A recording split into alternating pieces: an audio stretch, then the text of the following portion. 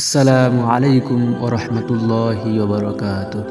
সম্মানিত দর্শকবৃন্দ, আজকে আমরা হাদিসের আলোকে এমন কিছু মানুষের বৈশিষ্ট্য দেখব যে বৈশিষ্ট্যগুলো ধারণকারী কিয়ামতের দিন আল্লাহ তাআলার শান্তিময় আরশের নিচে থাকার যোগ্যতা অর্জন করবেন।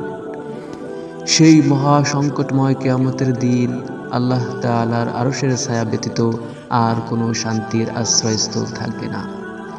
যে সকল লোক কিয়ামতের দিন আল্লাহর আরশের ছায়ায় আশ্রয় পাবে সেগুলো হলো ন্যায়পরায়ণ বাদশাহ, ওই যুবক যে নিজের যৌবনকে আল্লাহর ইবাদতে অতিবাহিত করেছে, ওই ব্যক্তি যার অন্তর সর্বদা মসজিদের সঙ্গে লেগে থাকে, ওই দুই ব্যক্তি যারা পরস্পরকে আল্লাহর সন্তুষ্টির জন্য ভালোবাসে, উভয়ে তারই সন্তুষ্টির জন্য একত্র হয় এবং তারই সন্তুষ্টির জন্য পৃথক হয়, যে নির্জনে আল্লাহকে স্মরণ করে আর তার দুই চোখ দিয়ে অশ্রু ঝরে পড়ে, ওই ব্যক্তি যাকে কোনো সম্ভ্রান্ত ও সুন্দরী নারী কুপ্রবৃত্তি চরিতার্থ করার প্রস্তাব দেয় আর তখন সে বলে আমি এক আল্লাহকে ভয় করি, ওই ব্যক্তি যে এমন গোপনতার সঙ্গে দান সৎকার করে তার বা হাতও জানে না তার ডান হাত কি দান করে।